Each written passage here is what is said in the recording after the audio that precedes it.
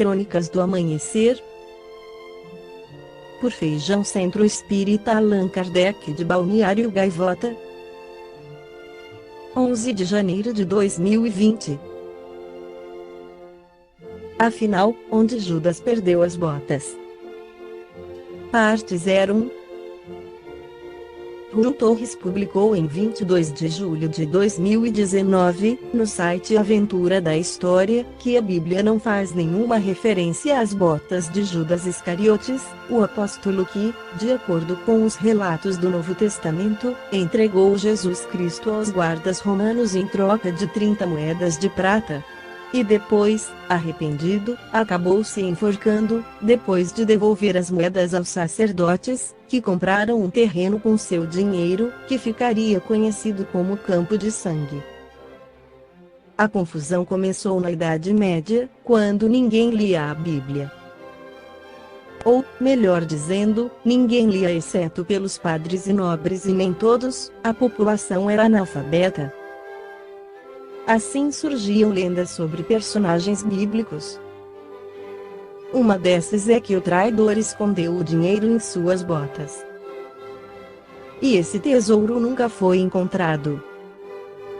Daí que onde Judas perdeu as botas faz referência a um local difícil de ser encontrado. Note que isso contradiz a narrativa dos evangelhos, na qual o dinheiro nunca foi perdido.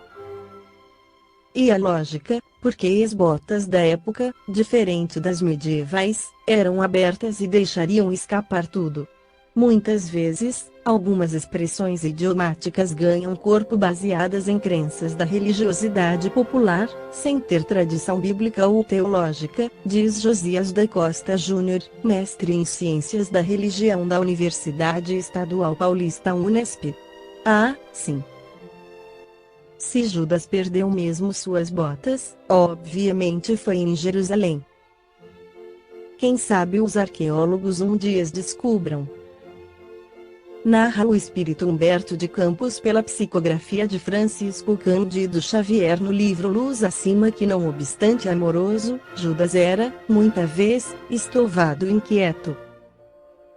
Apaixonara-se pelos ideais do Messias, e, embora esposasse os novos princípios, em muitas ocasiões surpreendia-se em choque contra eles. Sentia-se dono da boa nova e, pelo desvairado apego a Jesus, quase sempre lhe tornava dianteira nas deliberações importantes. Foi assim que organizou a primeira bolsa de fundos da Comunhão Apostólica e, obediente aos mesmos impulsos, julgou servir a grande causa que abraçara, aceitando a perigosa cilada, que redundou na prisão do mestre. Apesar dos estudos renovadores a que sinceramente se entregara, preso aos conflitos íntimos que lhe caracterizavam o modo de ser, ignorava o processo de conquistar simpatias.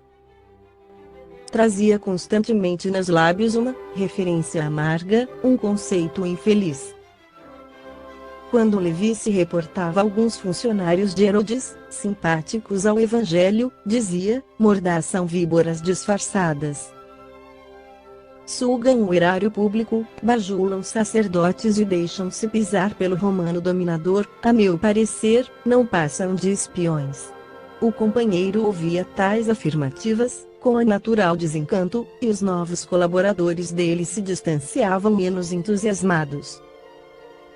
Generosa amiga de Joana de Cusa ofereceu, certo dia, os recursos precisos para a caminhada do grupo, de Cafarnaum a Jerusalém. Porém, recebendo a importância, o apóstolo irrefletido alegou: ingratamente guardo a oferta, contudo, não me deixo escarnecer.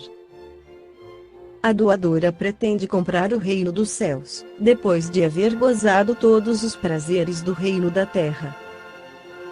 Saiba, todos que este é um dinheiro impuro, nascido da iniquidade. Estas palavras, pronunciadas diante da benfeitora, trouxeram-lhe indefinível amargura. Em Cesareia, heróica mulher de um paralítico, sentindo-se banhada pelos clarões do Evangelho, abriu as portas do reduto doméstico aos desamparados da sorte. Órfãos e doentes buscaram-lhe o acolhimento fraternal. O discípulo atrabiliário, no entanto, não se esquivou à maledicência e o passado dela, clamou cruelmente. O marido enfermou desgostoso pelos quadros tristes que foi constrangido a presenciar. Francamente, não lhe aceito a conversão. Certo, desenvolve piedade fictícia para aliciar grandes lucros. A senhora, duramente atingida pelas descaridosas insinuações, paralisou a benemerência iniciante, com enorme prejuízo para os filhos do infortúnio. Quando o próprio Messias abençoou Zaqueu e os serviços dele, exclamou Judas, indignado, as ocultas este publicano pagará mais tarde. Escorcha, os semelhantes, rodeia-se de escravas, exerce avareza, sórdida e ainda, pretende o raiz, o divino, não irá longe, enganar o mestre, não a mim, alimentando tais disposições, sofria desconfiança de muitos. De quando em quando, via-se repelido delicadamente. Jesus, que em silêncio lhe seguia as atitudes, aconselhava prudência, amor e tolerância. Mal não terminava, porém, as observações carinhosas, chegava Simão Pedro, por exemplo, explicando que Jeroboão, fariseu simpatizante da Boa Nova, parecia inclinado a ajudar o evangelho renascente. Jeroboão, advertia Judas, sarcástico aquilo e uma raposa de unhas afiadas. Mero fingimento. Conheço-o há 20 anos. Não sabe se não explorar o próximo e amontoar dinheiro. Houve tempo em que chegou a esbordoar o próprio pai, porque o infeliz lhe desviou meia pipa de vinho. A verdade, porém, é que as circunstâncias, pouco a pouco, obrigaram-no a insular-se. Os próprios companheiros andavam arredios, ninguém lhe aprovava as acusações impulsivas e as lamentações sem propósito. Apenas o Cristo não perdia a paciência. Gastava longas horas, encorajando-o e esclarecendo-o afetuosamente. Numa tarde quente e seca, viajavam ambos, nos arredores de Nazaré, cansados de jornada comprida, quando o filho de Queriote lhe indagou, compungido: Senhor, por que motivo sofro tão pesadas humilhações? Noto que os próprios companheiros se afastam cautelosos de mim, não consigo fazer relações duradouras. Há como que forçada separação entre meu espírito e os demais, sou incompreendido e vergastado pelo destino, e levantando os olhos tristes para o divino amigo, repetia porque Jesus ia responder, condoído, observando que a voz do discípulo tinha lágrimas que não chegavam a cair, quando se acercaram, subitamente, de poço humilde, onde costumavam aliviar a sede. Judas, que esperava ansioso aquela bênção, inclinou-se, impulsivo e, mergulhando as mãos ávidas no líquido cristalino, tocou inadvertidamente fundo, trazendo largas placas de lodo à tona. Oh! Oh! Que infelicidade! Gritou em desespero. O mestre bondoso sorriu calmamente e falou: neste poço singelo, Judas, tens a lição que desejas.